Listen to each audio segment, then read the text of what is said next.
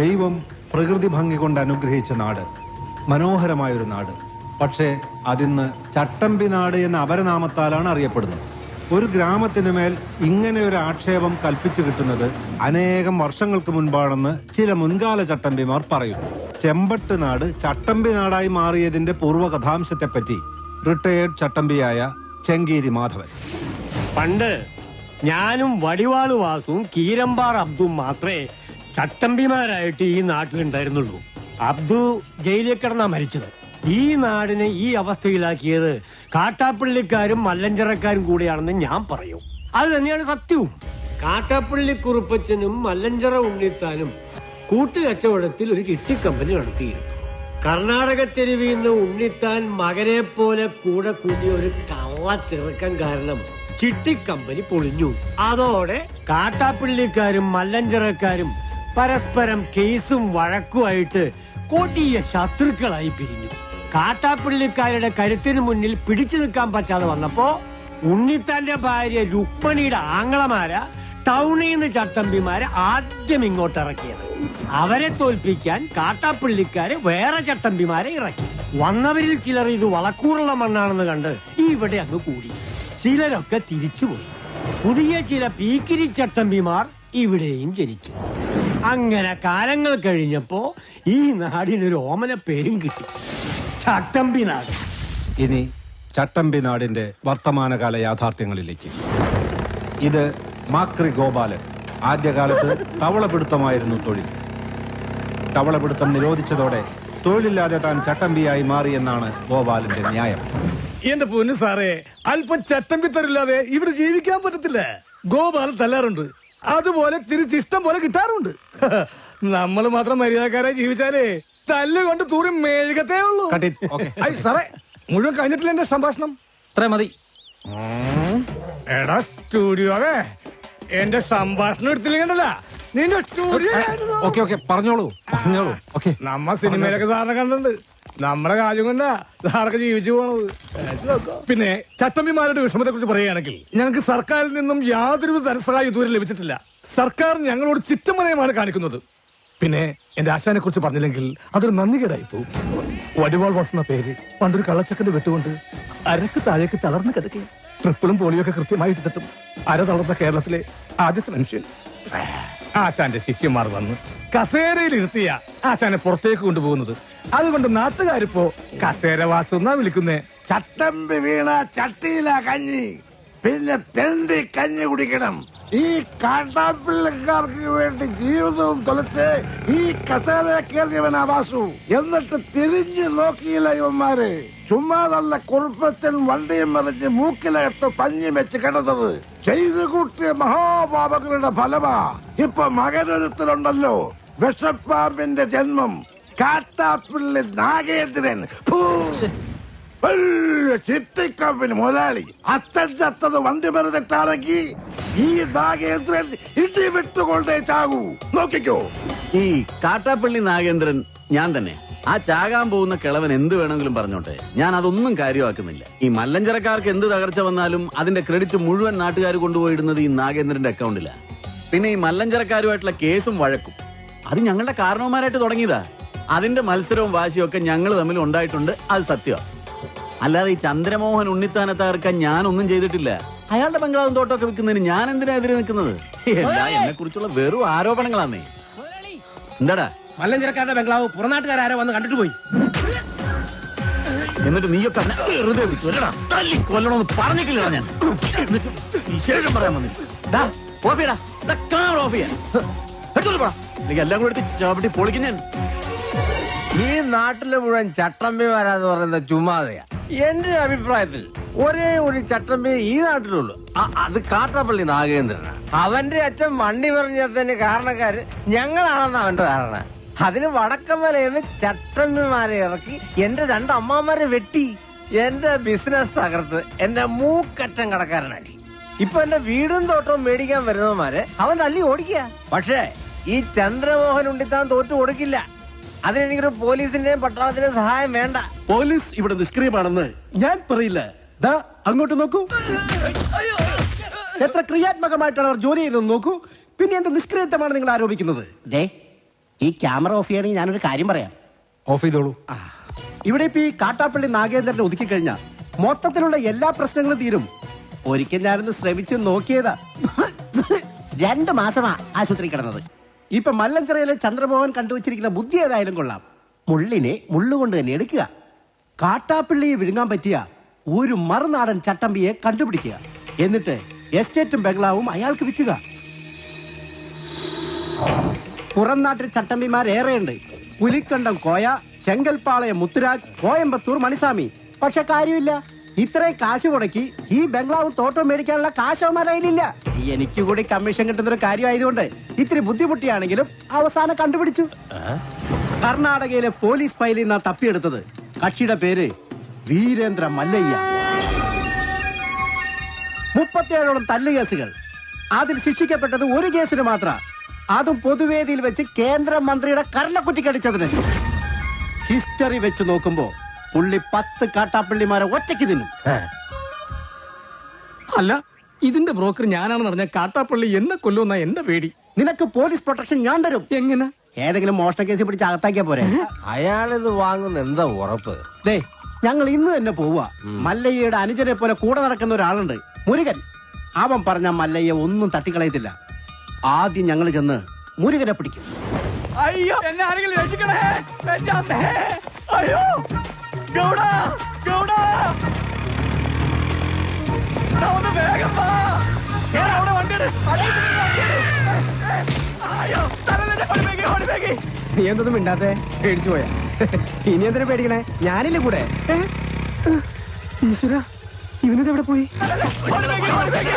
മലയാളം പറഞ്ഞാൽ മനസ്സിലാവില്ലേ? അവന്റെ മുട്ടേടി. എന്റെ നാടു. അവനെ തൊട്ടുവരുത്.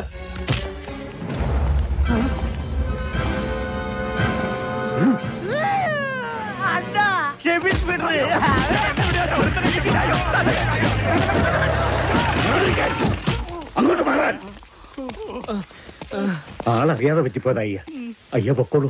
നിങ്ങൾ പറഞ്ഞോണ്ട് ഞങ്ങൾ പോണു. കല്ല് കിട്ടാതെ വാടാ. ആരുടെ നേരത്താ നിങ്ങൾ കൈവച്ചതെന്ന് അറിയോ? അതൊക്കെ മല്ലയ്യയുടെ ആൾക്കാരാ. ജീവൻ വേണമെങ്കിൽ ബംഗ്ലാവിൽ പോയി മാപ്പ് പറഞ്ഞു. ഇല്ലെങ്കിൽ പടയളയിങ് വരും. പിന്നെ ഒന്നും ബാക്കിയുണ്ടാവില്ല.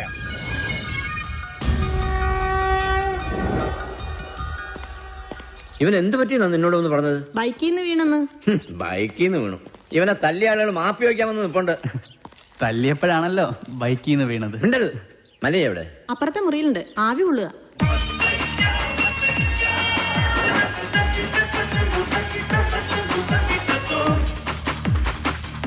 ಮಲೆಯ ಹೊರಗಡೆ ನಿಮ್ಮನ್ನ ನೋಡಕ್ಕೆ ಕೆಲ ಜನ ಬಂದಿದ್ದಾರೆ. ಯಾರವರು? ಮುರುಗನೆ ಹೊಡೆದಿದ್ದಲ್ಲ ಆ ಜನ. ಮುರುಗನ್ ಆಚೆ ಬರ್ಕಳು. ಆಯ್ತು.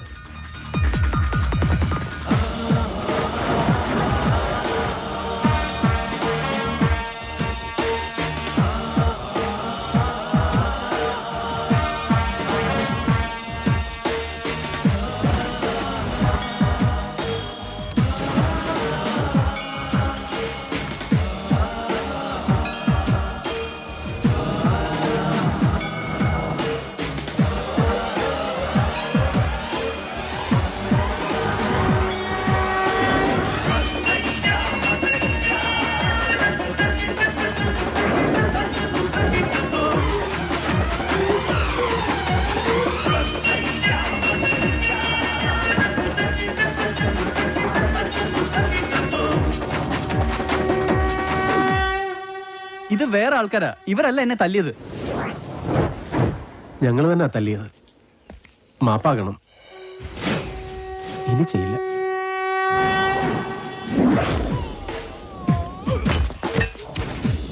നായിന്റെ പട്ടി മോനെ മാപ്പേളക്ക് ബന്ധത് ബാളായിട്ടാ ബാടാ.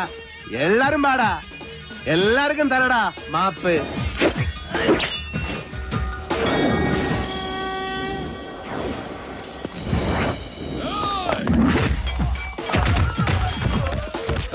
ಬೇಡ, ಇದು ನಾನು ನೋಡ್ಕೋತೀನಿ. ನೀವು ಸುಮ್ಮನೆ ಆಟ ನೋಡ್ತಾ ಇರಿ.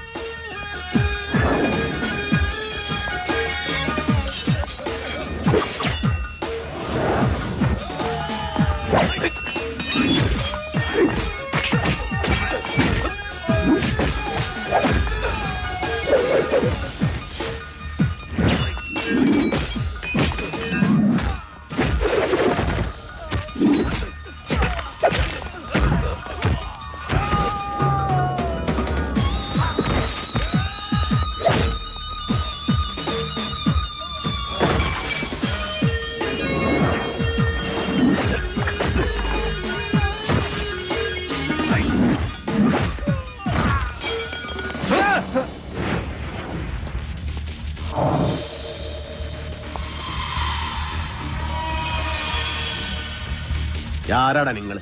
കൊട്ടേഷനാ. യാരഴച്ചത്? കാട്ടാപ്പള്ളി. യാറ് കാട്ടുപുളിയാ? കാട്ടാപ്പള്ളി കേരളത്തിൽ നിന്നാ. ഓടോ.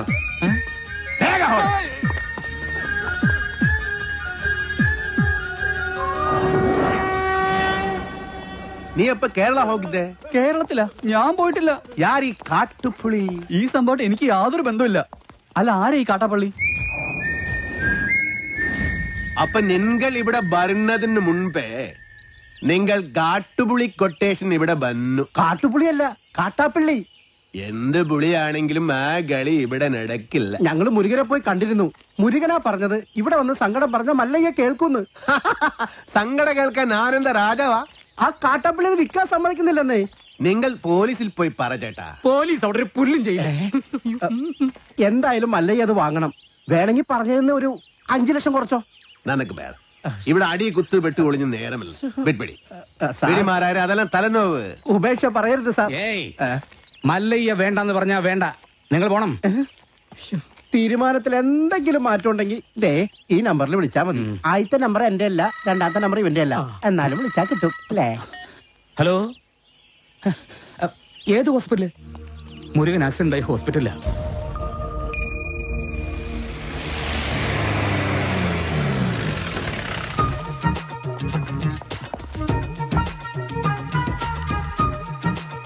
എന്താടാ ഇത്?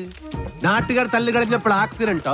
വല്ല വിമൻസ് കോളേജിന്റെ വയലോട്ടോക്കി വണ്ടി ഓടിച്ചാണ്. അച്ഛനൊന്ന് ചുമ്മാ ഇരിക്കുന്നുണ്ടോ? വിമൻസ് കോളേജ് കഴിഞ്ഞപ്പോഴാണ് സംഭവം ഉണ്ടായത്. ഞാൻ പരമാവധി വണ്ടി ഒതുക്കിയതാ. പക്ഷെ ലോറിക്കാരൻ ബ്രേക്ക് ഇല്ലാതെ കയറ്റിയതാ. എന്നിട്ട് അമ്മ നിർത്താതെ പോവുകയും ചെയ്തു. ബോധമില്ലാതെ വഴി കിടക്കായിരുന്നു. നമ്മുടെ ലക്ഷ്മി ഡോക്ടറാ ഇവിടെ കൊണ്ടുവന്നാക്കിയത്. കുഴപ്പം വല്ലതും ഉണ്ടോടാ? ഏയ്, ഒരു കുഴപ്പം അല്ല, ഒരു കുഴപ്പമില്ല. ഏപാടാ നീ കള്ള പറയുന്നെങ്കിലോ നാ ഡോക്ടറെ ചോദിക്കട്ടെ.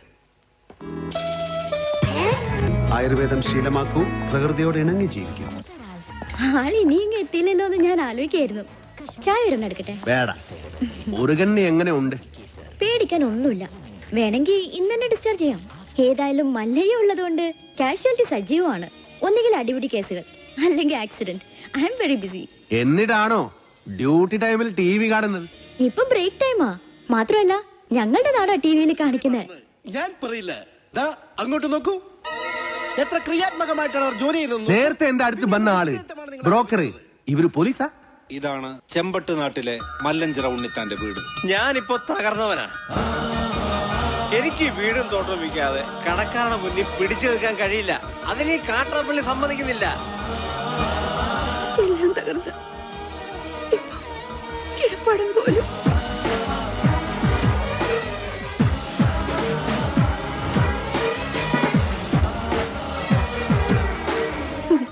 മല്ലയ്യയുടെ സ്വഭാവത്തിന് പറ്റിയ നാടാ. ആ തോട്ടവും ബംഗ്ലാവ് നോക്കുന്നോ?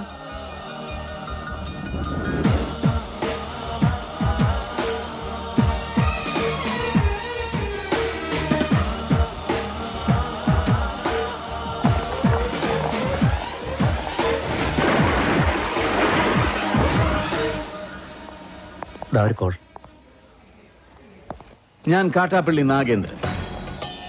എന്റെ കുറച്ച് ആളുകളെ അയച്ച് ഞാനൊരു സൂചന തന്നിരുന്നു. അവരെ നിങ്ങൾ തല്ലി ഓടിച്ചു. പക്ഷെ നിങ്ങൾ ജയിച്ചു എന്ന് കരുതണ്ട. ഒരുത്തൻ അവിടെ ആക്സിഡന്റ് ആയിട്ട് ആശുപത്രി കിടപ്പില്ലേ? ഈ നാഗേന്ദ്രൻ വിചാരിച്ചാൽ ഇതുപോലുള്ള ആക്സിഡന്റുകൾ ഇനിയും ഉണ്ടാവും. ഇതുകൊണ്ട് അവസാനിപ്പിച്ചോ. ഈ നാട്ടിൽ വന്ന ആളാവാൻ നോക്കിയാൽ നീ ജീവനോടെ തിരിച്ചു പോവില്ല. ഇത് നാഗേന്ദ്രന്റെ നാടാ, ചട്ടമ്പി നാട്. സ്ഥലം വിൽക്കാൻ വന്നവരുടെ നമ്പർ വിളിക്ക്. എന്നിട്ട് അവര് പറഞ്ഞ വില കുറപ്പിക്കും. ശരി.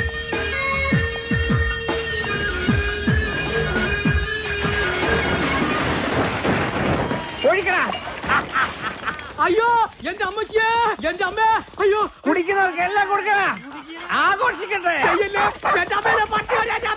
കുടിക്കാശാനെ.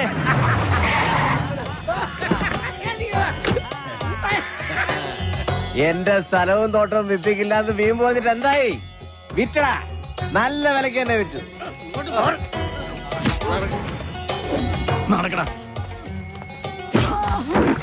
എന്താടാ, നിന്നെ ഇതുപോലെ ഇവിടെ തല്ലിച്ചതച്ചിട്ടാലും ഒരുത്തനും എന്നോട് ചോദിക്കാൻ വരില്ല. നിന്റെ നാശം പോലെ തന്നെ ഇനി വരുന്നവന് നശിച്ച് വെണ്ണീറാവുന്ന നീ കണ്ടോ? ഇവന്റെ പുറകെ വാലാട്ടി നടക്കുന്ന സകല നായിന്റെ മക്കളും കേൾക്കാനാണ് ഞാൻ പറയുന്നത്. ഒരുത്തനും ഈ നാട്ടിൽ വന്ന് വാഴില്ല. ഇനി ഏത് കൊലകൊമ്പനാണെങ്കിലും ഈ മണ്ണിൽ അവന്റെ വേരോടില്ല. ആർത്തും മാറ്റും ഈ നാഗേന്ദ്രൻ. വാടാ.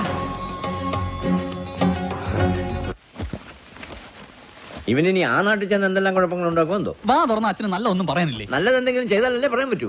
അവൻ നല്ലാകും. ഇവിടെ നിന്ന് മാറി നിന്ന കണ്ടിത അവൻ നല്ലാകും. പിന്നെ കൂടെ ഞാനിൽവാ. അതാ എനിക്ക് പേടി.